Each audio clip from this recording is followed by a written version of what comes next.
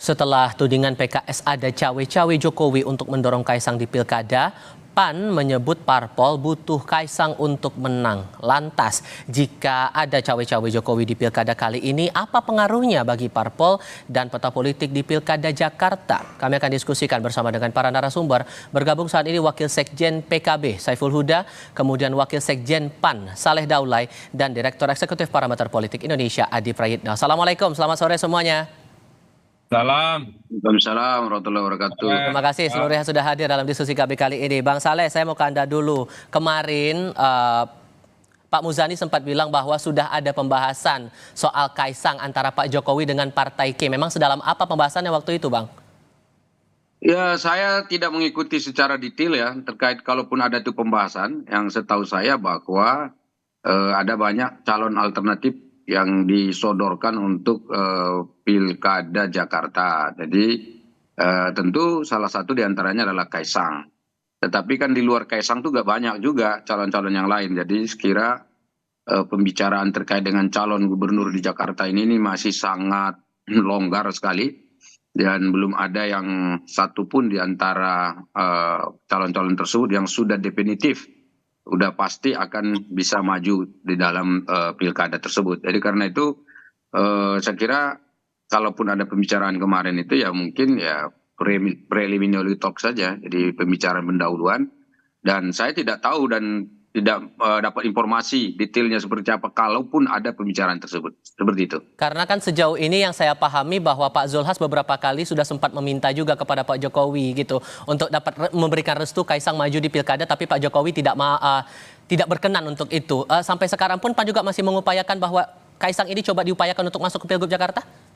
Jadi kalau Partai Amanat Nasional itu kan sebetulnya ingin melihat bagaimana agar pada Pilkada Jakarta ini kami memperoleh kandidat yang terbaik untuk didorongkan menjadi salah satu pasangan calon. Jadi kalaupun misalnya Bang Zul mendorong Kaisang itu tentu dengan pertimbangan-pertimbangan yang saya kira sangat penting ya, termasuk diantaranya representasi kalangan muda di Jakarta yang kita lihat dari Kaisang ini sebetulnya adalah representasi tersebut. Kemudian Kaisang ini sendiri sekarang adalah ketua umum partai politik yang saya kira suaranya juga lumayan dan cukup besar ya di Jakarta.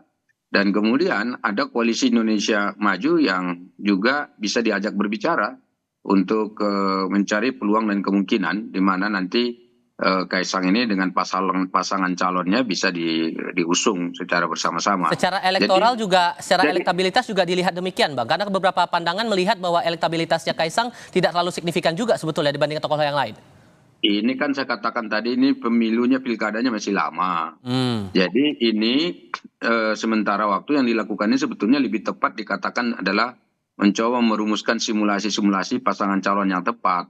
Jadi pasangan-pasangan calon ini mungkin ya salah satunya kan tadi Kaisang ini. Tapi kan Bang Zul itu dia tidak hanya menyebut nama Kaisang saja. Kalau kita periksa di track record di mana di jejak digitalnya itu. Bang Zul juga menyebut nama lain. Misalnya katakan seperti Ridwan Kamil. Nah, Ridwan Kamil di Jakarta saja.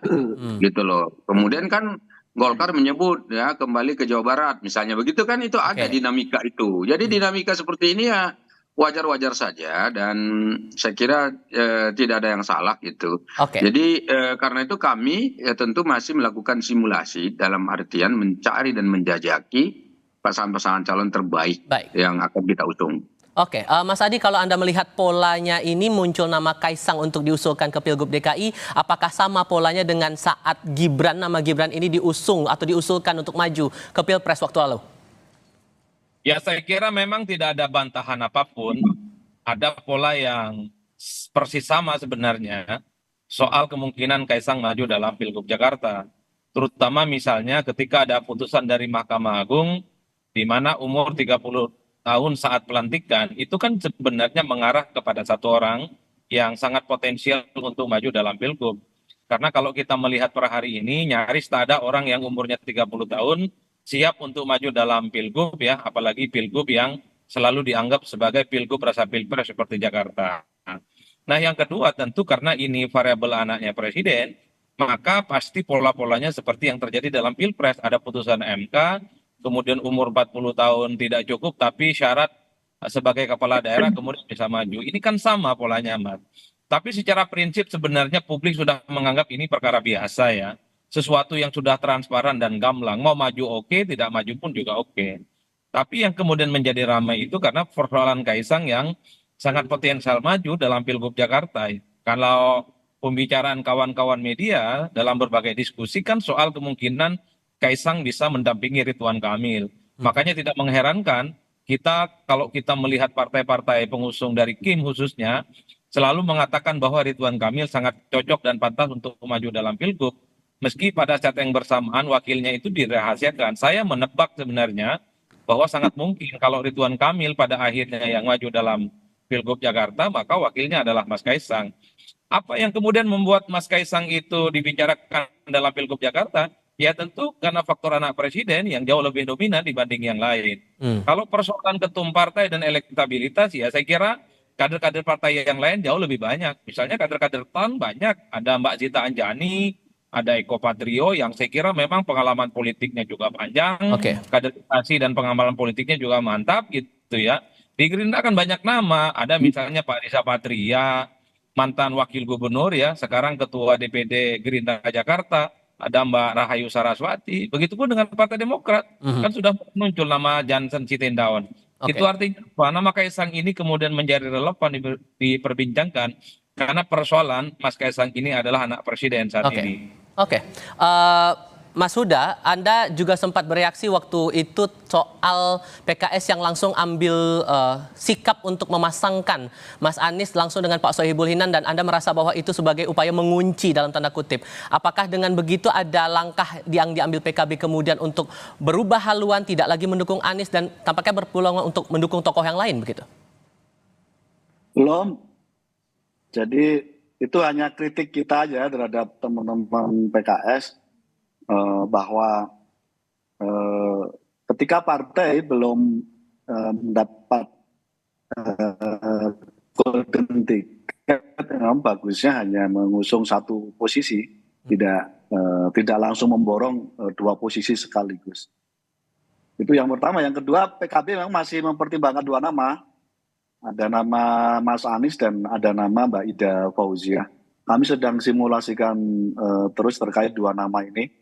Semoga dalam waktu pendek sudah bisa diputuskan.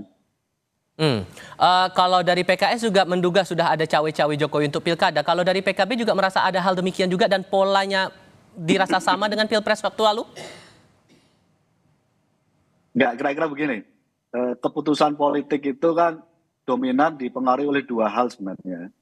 Kondisi objektif dan kondisi subjektif para pimpinan kita. Jadi Bang Soleh Daily misalnya menyebut nama Kaisang, saya kira itu kan bagian dari menjaga fatsun karena sudah membangun koalisi dengan Kim dan menjadi bagian dari koalisi itu, dan di dalamnya kan ada PSI. Jadi menurut saya sih itu hal yang biasa dan wajar. Tinggal saya kira publik saja menilainya seperti apa. Nah, terkait dengan spekulasi siapa yang mendukung siapa atau partai yang lebih pengen siapa, saya kira nanti di akhir aja, Mas. Nanti kira-kira menuju tanggal 27 Agustus pas mau pendaftaran akan kelihatan lebih detailnya seperti apa. Tadi kan Anda sudah bilang ada nama Mas Anies, ada nama Bu Ida. Nah, sejauh ini kecondongannya mengarah kemana dan bentuk komunikasi politik yang dilakukan PKB ke partai lain gimana? Kami terus bangun komunikasi dengan teman-teman PDI Perjuangan, komunikasi itu PKS, dengan teman-teman Nasdem juga komunikasi. Tapi semangatnya sekali lagi kita ingin Jakarta dapat pemimpin yang baik, Jakarta dapat pemimpin yang mengerti bagaimana supaya setelah atau pasca tidak menjadi ibu kota negara itu tetap eksis dan tetap menjadi tempat di mana semua warga Indonesia bisa bekerja dengan baik di Jakarta. Oke, tapi kalau hitungan per hari ini, kita paham bahwa kondisinya masih cair begitu. Dari partai juga melihat waktunya masih lama untuk proses pendaftaran Cagup Cawagup. Tapi terhitung untuk hari ini, apakah ada peluang begitu bagi PKB akan berkoalisi dengan PKS dan PDI Perjuangan? Karena PDI juga menyatakan nama Anies masuk radar nih. Mas Huda? Sementara ini komunikasi kami dengan mereka.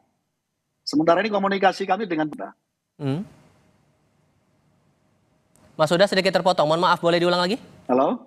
Ya, silakan. Yes. Sementara ini komunikasi kami dengan teman-teman PKS, Nasdem, dan teman-teman PDIP. Dengan Bang Saleh Daule kita belum.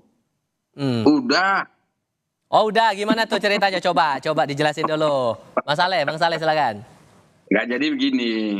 Saya kalau konsepnya itu begini. Jadi komunikasi itu kan ada yang formal, ada yang informal. Jadi Mas Huda, saya kemarin ikut pengawasan haji bersama Ketua Umum Muhaimin Iskandar. Dan saya nggak lama ngobrol sama beliau juga.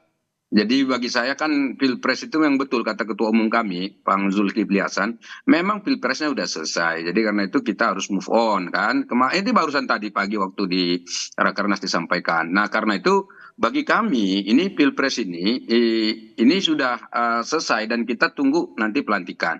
Nah sekarang Pilkada ini jangan langsung sejajarkan dengan Pilpres. Nanti kita agak susah untuk rekonsiliasi. Justru Pilkada ini harus dijadikan sebagai ajang kita rekonsiliasi. Caranya bagaimana? Caranya ini misalnya kayak sekarang.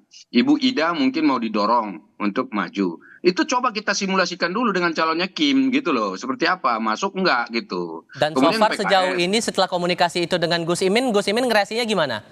Enggak, ini kan saya informal saja ya dengan Gus Imin ya. Dan ya agak lama lah namanya juga ketemu di sana ya. Tapi reaksinya dia mengatakan kan belum final. Jadi Cak Imin mengatakan ini belum juga gitu loh. Sama seperti yang dijawab oleh Mas Huda tadi. Jadi belum tadi artinya ini masih terbuka kemungkinan untuk katakan membuat simulasi-simulasi baru. Nah karena itu jangan sampai misalnya sekarang PKB langsung ambil jarak. Oh udahlah ini kan Kim di sana kita di sini. Itu yang kemarin Pilpres sudah selesai. Ke depan kita tatap lagi agenda baru kita yaitu agenda Pilkada. Ingat bayangin kalau seluruh agenda Pilkada di Indonesia itu dibuat berseberangan secara diametral gitu, bertatap-tatapan begitu, ya ini rekonsiliasinya nggak terjadi. Sementara kita tuh pingin masyarakat kita jangan terbelah. Jadi boleh misalnya di Pilpres kemarin mungkin kita berbeda, tapi di Pilkada kan tidak tertutup kemungkinan kita bersama. Sama seperti yang tadi PKS ambil dua kata Pak Mas Huda tadi. Udahlah gubernurnya mereka juga gitu, jadi wagubnya juga mereka. Ya kalau seperti itu kan berarti nggak masuk nih, kita buat simulasi baru. Coba tawarkan ke kita dulu barangnya. Cocok nggak gitu loh. Jadi jangan-jangan ini cocok gitu. Ini cara yang sangat efektif loh untuk kita membangun kebersamaan lagi ke depan. Karena gini, jangan sampai hanya karena urusan politik lalu kita nggak bisa komunikasi dengan baik. Iya kan, dalam pilkada-pilkada dan juga dalam urusan negara ini. Urusan kita banyak. Urusan kita ini banyak untuk ngurus masyarakat ini. Jadi temanya bukan hanya soal pemilihan, tetapi di balik soal pemilihan itu ada agenda besar yang harus kita kerjakan demi kepentingan masyarakat dan rakyat, begitu. Oke, nah kalau Mas Adi ngelihatnya PKB peluangnya kemana nih? Kalau sudah ada komunikasi informal seperti itu, ada peluang nggak PKB buat bergabung ke Kim atau justru membuat poros yang lain atau ada peluang-peluang tertentu? Tapi jawabnya nanti ya Mas ya, jawabnya setelah jeda berikut ini, kita jeda sebentar. Melanjutkan pertanyaan saya tadi Mas Adi, jadi kalau melihat sudah ada komunikasi informal itu antara Gus Imin dengan PAN, peluangnya gimana PKB, apakah akan gabung ke Kim atau ada peluang lain? Mas Adi? Oke. Kita coba perbaiki komunikasi kami dengan Mas Adi Prayitno. Tapi sebelumnya kami ajak Anda dulu, para narasumber dan pemirsa Kompas TV, untuk melihat dulu pernyataan dari Sekretaris Jenderal PDI Perjuangan Hasto Kristianto yang baru-baru ini menyatakan proses cawe-cawe Jokowi di politik nasional maupun daerah sudah berlangsung lama dan disampaikan langsung oleh Jokowi sendiri. Kita coba disimak dulu. Siapa yang khawatir? Kalau seandainya Pak Jokowi akan... Jadi proses cawe-cawe kan sudah diikuti lama. Proses cawe-cawe di dalam Pilpres, dan itu yang menyampaikan Pak Jokowi sendiri, bukan orang lain. Nah sehingga di dalam menentukan pemimpin itu rakyatlah yang punya kedaulatan di dalam melakukan suatu cawe-cawe yang sesungguh-sungguhnya. Mas, tapi kalau Mas Kaisang maju di Pilkada Jakarta gimana nih Mas? Ya tanya PSI ya. Ke kami tanya tentang PDI Perjuangan. Menurut ya. Mas itu terlalu cepat nggak sih untuk Mas Kaisang Ya maju tanya di Pilkada? PSI ya. Saya coba cek dulu audio saya dengan Mas Adi Praitno. Mas Adi mendengar suara saya, Mas Adi? Mas Adi? Oke, kita coba perbaiki lagi. Bang Saleh, saya kasih giliran merespon dari pernyataan tadi. Cawe-cawe Jokowi katanya sudah berlangsung lama, kata Mas Hasto. Jadi dulu saya ingat betul ya, ketika Presiden Jokowi menyampaikan istilah cawe-cawe itu kan jadi muncul reaksi ya dari masyarakat dan juga para pembaca berita lah semacam itu. Ada dua makna waktu itu yang disampaikan lah. Tapi salah satu makna yang penting di situ sebetulnya yang dimaksudkan cawe-cawe itu adalah Pak Jokowi ingin memfasilitasi agar proses pergantian kepemimpinan baik di tingkat pusat maupun di daerah itu berjalan dengan baik sesuai dengan aturan perundang-undangan. Jadi yang dimaksudkan cawe-cawe itu adalah menyediakan fasilitas yang sesungguhnya sesuai dengan ketentuan demokrasi yang kita anut di Indonesia. Jadi karena itu dari sisi ini maka tidak ada yang salah sebetulnya dari aspek ya cawe-cawe itu. Kemudian yang kedua, kita kan sudah melakukan pilpres nih ya udah kelihatan. Jadi yang dimaksudkan cawe-cawe itu sendiri kan sudah dipersoalkan juga. Bahkan itu sampai ke Mahkamah Konstitusi juga kalau misalnya kita lihat ya. Walaupun tidak menggunakan istilah cawe-cawe, tapi oleh Mahkamah Konstitusi sampai hari ini saya kira Presiden Jokowi dianggap tidak katakanlah terlibat langsung untuk mencampuri dan juga katakanlah memenangkan salah satu kandidasi di dalam pilpres yang kemarin. Memang Pak Jokowi itu kan waktu dia menyatakan istilahnya ya, dia memfasilitasi ini, dia mengatakan dia kan sebagai warga negara juga punya hak politik. Sebagai warga negara punya hak politik dan punya istilahnya kecenderungan misalnya untuk berpihak. Dan itu sangat wajar gitu. Tetapi memang tidak boleh menggunakan fasilitas negara yang memang di mana fasilitas negara itu eksklusif, itu hanya untuk mengurus negara. Ya, di mana presiden kita adalah Presiden Jokowi. Tapi ada pandangan kritis karena ada pelibatan anak presiden yang ikut serta dalam agenda-agenda pemilu gitu, Bang. Kalau anak presiden yang ikut itu kan juga sebetulnya sah saja kan, buktinya dalam ketentuannya ada dan tidak ada satu aturan pun dilanggar, udah dicoba diuji di mana-mana saya kira, dan itu perdebatannya kan sudah ada dan capek misalnya kalau kita ulangi lagi perdebatan itu, tapi yang jelas itu sudah disahkan dan semua kita sudah menerima hasil itu. Jadi kalaupun misalnya anaknya ikut, itu bukan berarti di belakangnya dia cawe-cawe gitu ya. Sebetulnya kan tinggal mencari pembuktian-pembuktian saja soal terkait itu. Nah, ada dugaan mungkin saja karena Pak Jokowi ini mungkin popularitasnya masih sangat bagus, akseptabilitasnya tinggi dan seterusnya, dan itu bisa mempengaruhi misalnya seperti itu kepada akseptabilitas anaknya, itu bisa saja terjadi. Dan saya kira juga dalam sejarah politik dunia juga begitu. Biasanya kalau ayahnya terkenal, anak-anaknya di belakangnya ikut berpolitik kemudian juga ikut berpengaruh misalnya gitu, seperti keluarga Kennedy misalnya di Amerika sampai sekarang kan orang masih kenal nama itu dan keturunannya yang berpolitik juga dikenal misalnya gitu. Jadi sejarah-sejarah itu mungkin ada, apalagi ayahnya masih hidup sekarang ini, masih semasa begitu loh. Jadi mungkin ini yang tidak.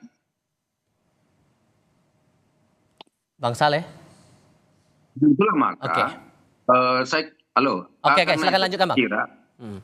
Karena itu saya kira keterlibatan anaknya dalam kontestasi pilkada hari ini itu pun tidak bisa kita langgar karena kita tidak boleh larang. Kenapa? Kalau kita larang justru kita melanggar undang-undang. Oke. Ya kan itu hak dia. Baik, siap. Kalau hak dia berarti ya kita berikan kesempatan, sama dengan saya. Andai kata saya tidak dibolehkan untuk maju itu kan juga melanggar. Oke, sudah saya tangkap. Ya. Tahan dulu di situ, Bang. Saya harus kasih giliran ke Mas Adi karena tadi terpotong. Mas Adi sudah bisa mendengar suara saya ya? Ya, Mas. Oke, melanjutkan pertanyaan saya sebelumnya. Kalau sudah ada komunikasi informal antara PKB dengan PAN, ini ada kemungkinan nggak PKB bakal gabung ke KIM? Atau ada peluang lain sebetulnya? Kalau secara prinsip PKB itu akan berkoalisi dengan siapapun yang mau menerima kadernya untuk bisa maju dalam pilkada. Entah sebagai calon gubernur ataupun calon wakil gubernur. Kalau membaca chemistry politiknya, PKB ini kan tertarik sama Anies. agak sedikit deadlock potensialnya itu karena wakilnya dari PKS. Andai Anies dan Saiful Huda misalnya, atau Anies dengan Ida Fauzia, saya kira jadi nih barang, bikin happy itu PKB kan. Yang membuat rumit itu adalah karena PKB itu punya keinginan untuk memajukan kadernya sendiri. Oleh karena itu, kalau memang Anies itu tidak tertarik dengan kader dari PKB dan lebih memilih dari kader PKS, misalnya, bukan tidak mungkin PKB itu seperti yang disampaikan secara terbuka akan membentuk poros politik tersendiri dengan PDIP, apalagi misalnya PDIP dan PKB saling gayung bersambut bahwa kedua partai ini sudah bisa berkoalisi memajukan kader sendiri bukan hanya di Jakarta tapi juga di Jawa Timur. Ini kan menjadi tanda-tanda. Yang saya sebutkan adalah ya siapapun sebenarnya partai politik pasti kader terbaiknya itu punya keinginan dimajukan di Pilkada Jakarta. Saya membaca per hari ini kader PKB wajib hukumnya maju. Disitulah kemudian kalau memang Kim menawarkan ada kader PKB yang dilamar misalnya begitu, ya saya kira Bang Saiful Huda pun akan mengatakan ahlan wa sahlan, ini tawaran baik. Apalagi didukung oleh Kim, didukung oleh kekuatan politik, didukung oleh partai-partai yang terbukti memenangkan Prabowo dan Gibran di Jakarta. Intinya kalkulasinya untung dan rugi, Mas, yaitu sejauh mana kader PKB diterima oleh siapapun, disitulah keputusan politik itu akan berlabuh. Kalau gitu saya tanya ke Mas Huda, kalau begitu sampai namanya pun disebut peluangnya tuh, gimana ngerespon pernyataan dari Mas Adi tadi? Ya, untuk Jakarta memang kita hanya mensimulasikan 2 nama, Mbak Ida Fauzia sama Mas Anies Baswedan. Dan tentu tidak mudah ya, sebagaimana tidak mudah Bang Saleh Daule sampai hari ini belum putus juga apakah RK akan maju di DKI atau di Jawa Barat, sama dinamikanya sama. Nah karena itu sekali lagi ukurannya adalah ya kira-kira 3 minggu menuju pendaftaran 27 Agustus akan semakin terbuka polarisasi porosnya seperti apa dan posisi PKB ada di mana. Termasuk berkoalisi dengan Kim itu? Ya tadi saya sampaikan kebetulan secara resmi kami belum saja, jadi belum. Kalau sudah ada informal kan tadi berarti Bang Soleh sudah mendahului saya kira. Lebih menariknya gimana nih Mas Adi kalau Anda melihatnya ini untuk sosok cawagupnya sendiri, karena kan ini yang jadi pertanyaan juga kalau dari PKB bilangnya 2 nama yang akan dieksersis, nama Mas Anies dan Mbak Ida, itu nama lain untuk cawagup potensialnya gimana?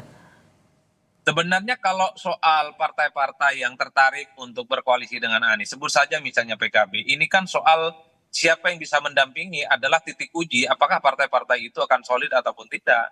Ketika PKB mengumumkan Anies sebagai calon gubernur pertama kali, terkesan memang ini keputusan politik yang menunjukkan betapa memang PKB itu melihat Anies rasional jika diusung maju di Jakarta, tentu soal potensial menang dalam kompetisi.